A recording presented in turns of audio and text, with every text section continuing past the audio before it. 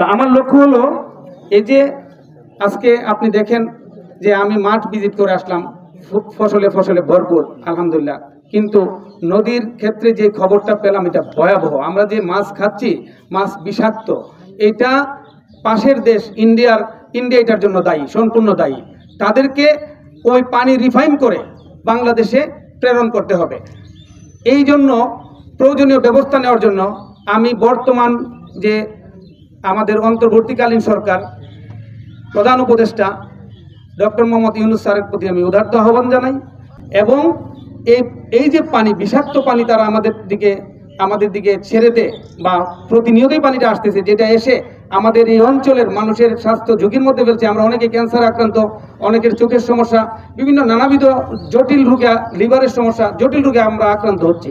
এইটার এই একমাত্র কারণ হলো এই যে কালো বিষাক্ত বর্জ্য বাহিত পানিটা এই আমাদের নদীর সাথে এসে মিশে। তো আমি আপনাদের মাধ্যমে আমি বাংলাদেশের একজন নাগরিক হিসাবে আমি আমাদের এই প্রধান উপদেষ্টার নিকট উদারতা আহ্বান জানাই যে আপনি এখন এটার কার্যকরী ব্যবস্থা নেন। আমরা অত্যন্ত হুমকির মধ্যে আছি।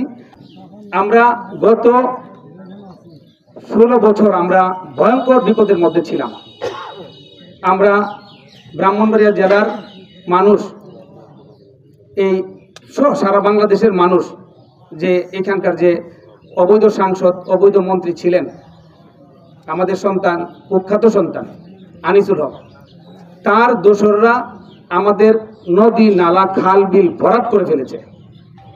যে কারণে আমাদের যে নদীর যে পানি, সেটা লক্ষ্যমাত্রা তো নাই, ওইটা নিচে নেমে আসছে।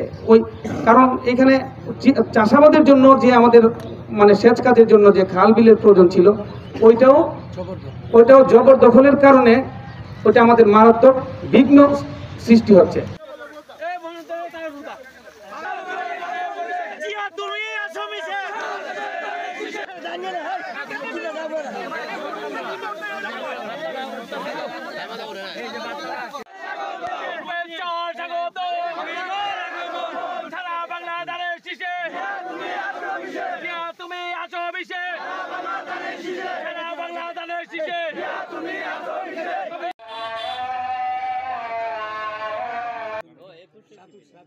মোবাইলটা রাখেন, মোবাইলটা রাখেন।